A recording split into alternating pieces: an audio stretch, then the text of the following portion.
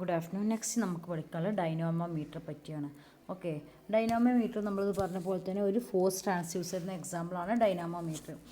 Important ആയിട്ടുള്ള ഒന്നാണ് dynamometer. Dynamometer എന്ന് വെച്ചാൽ അതായത് device that can be use to measure force, power, speed, അതുപോലെ തന്നെ വർക്ക്, ഇതെല്ലാം മെഷർ ചെയ്യാൻ വേണ്ടിയിട്ട് നമ്മൾ യൂസ് ചെയ്യുന്ന ഒരു സിംഗിൾ ഡിവൈസാണ് ഈ dynamometer.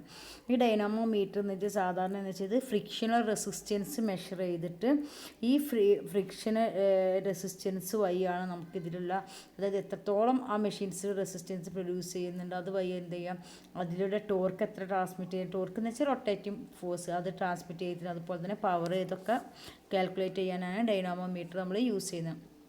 Dynamometer mainly 2 types of ഡൈനാമോമീറ്ററാണ് കോമൺലി യൂസ് ചെയ്യുന്നത്. അബ്സോർപ്ഷൻ ഡൈനാമോമീറ്ററും ട്രാൻസ്മിഷൻ ഡൈനാമോമീറ്ററും.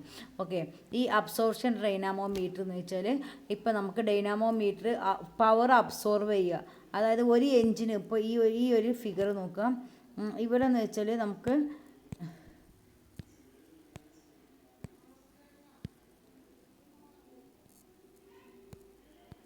ഓക്കെ, ഈ ഫിഗറിൽ ഇപ്പോൾ നമുക്ക് ഇതാണ് ഇവിടെ കാണാം. ഇതെന്താണ്, നമ്മൾ എഞ്ചിനാണ്, ഇതാണ് ഡൈനാമോമീറ്റർ. ഓക്കെ, അപ്പോൾ ഈ ഡൈനാമോമീറ്റർ എഞ്ചിൻ്റെ പവർ യൂസ് ചെയ്യും, എഞ്ചിനായിട്ട് നമ്മൾ എന്താ ഇവിടെ ഈ റൊട്ടേറ്റിംഗ് ഷാഫ്റ്റ് വഴി ഇവിടെ കണക്ട് ചെയ്തിട്ടുണ്ട്.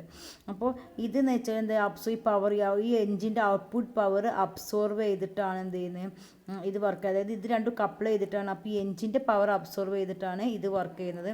അപ്പോൾ അതുകൊണ്ട് തന്നെ ഇതിന് എന്ത് ഹീറ്റ് കൂടുതലായി ഡിസിപ്പേറ്റ് ചെയ്യും. നമുക്ക് കറക്റ്റ് മീനിങ് വർക്കിംഗ് ഇത് കാണാം.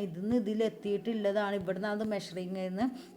അപ്പോൾ കറക്റ്റ് നമ്മൾ ട്രാൻസ്മിഷൻ്റെ അത്രയും കറക്റ്റായിട്ടുള്ള കറക്റ്റായിട്ടുള്ള റീഡിങ് അബ്സോർപ്ഷൻ ഡൈനാമോമീറ്ററിൽ കിട്ടില്ല. ഓക്കെ, അത് ബെറ്റർ നോക്കുമ്പോൾ ട്രാൻസ്മിഷൻ ഒന്നും കൂടി എന്നാലും വേറെ പല തിങ്സ് നോക്കുമ്പോഴും ഡൈനാമോമീറ്റർ ചില കാര്യത്തിലൊക്കെ യൂസ് ചെയ്യാറുണ്ട്. അപ്പോൾ ഈ അബ്സോർപ്ഷൻ ഡൈനാമോമീറ്ററിന് എക്സാമ്പിൾസ് ആണ് pony brake dynamometer, rope brake dynamometer, hydraulic dynamometer ഒക്കെ. അതൊന്നും ഡീറ്റെയിൽ ആയിട്ട് പഠിക്കേണ്ട, ജസ്റ്റ് പേര് പഠിച്ചു വെക്കുക. ഓക്കെ, നെക്സ്റ്റ് വണ്ണാണ് ട്രാൻസ്മിഷൻ ഡൈനാമോമീറ്റർ.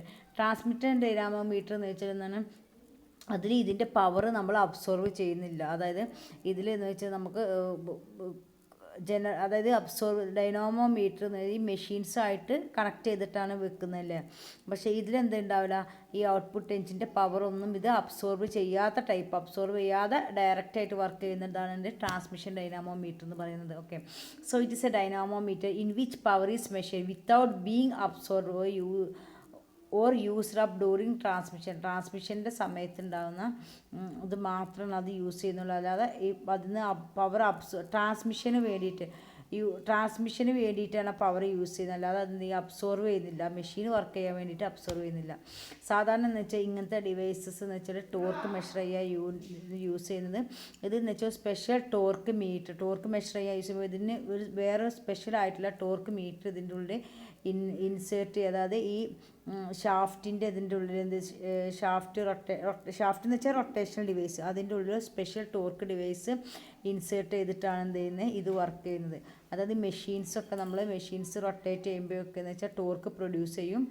ഇതാണ് അത് ലോഡ് ചെയ്തിട്ടാണ് എന്ത് ചെയ്യുന്നത്, വർക്ക് ചെയ്യുന്നത്. ഓക്കെ, അപ്പോൾ ഇതാണ് ട്രാൻസ്മിഷൻ ഡൈനാമോമീറ്റർ. ഇതിൻ്റെ അഡ്വാൻറ്റേജ് എന്ന് വെച്ചാൽ എനർജി എന്ത് ചെയ്യില്ല, ഫ്രിക്ഷൻ കുറവാണ്, അതുകൊണ്ട് തന്നെ മറ്റേതിൻ്റെ അത്രയും എനർജി ഇതിൽ വേസ്റ്റ് ആവുന്നില്ല. ഇതിൻ്റെ അപ്ലിക്കേഷൻ നമ്മൾ പറഞ്ഞ ടോർക്ക് മെഷർമെൻറ്റിനും പവർ മെഷർമെൻറ്റിനൊക്കെ യൂസ് ചെയ്യാൻ പറ്റും. പക്ഷേ ഇതെന്ന് വെച്ചാൽ അതുപോലെ തന്നെ എൻജിൻ മാനേജ്മെൻറ്റ് കൺട്രോളിന് വേണ്ടി യൂസ് ചെയ്യാൻ പറ്റും.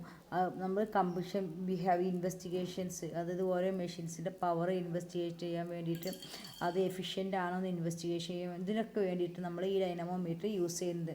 ഇതെന്ന് വെച്ചാൽ ഒരു ഡാറ്റ അക്വിസിഷൻ സിസ്റ്റത്തിൻ്റെ പവർ മെഷർ ചെയ്യാനുള്ള ഒരു ഇമ്പോർട്ടൻറ്റ് ഡിവൈസാണ് ഈ ഡൈനാമോമീറ്റർ.